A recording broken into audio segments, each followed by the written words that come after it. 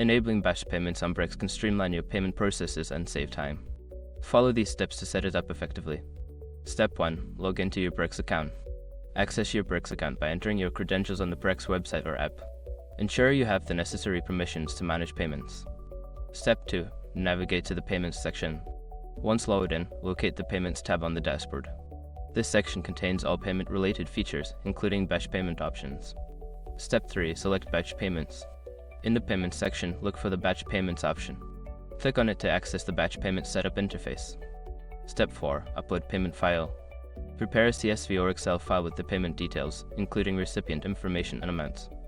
Upload this file in the designated area within the Batch Payments interface. Step 5. Review and confirm.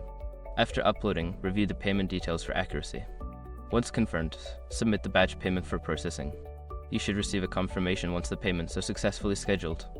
By following these steps, you can efficiently enable and manage batch payments on Brex. This feature can help streamline your financial operations and enhance productivity.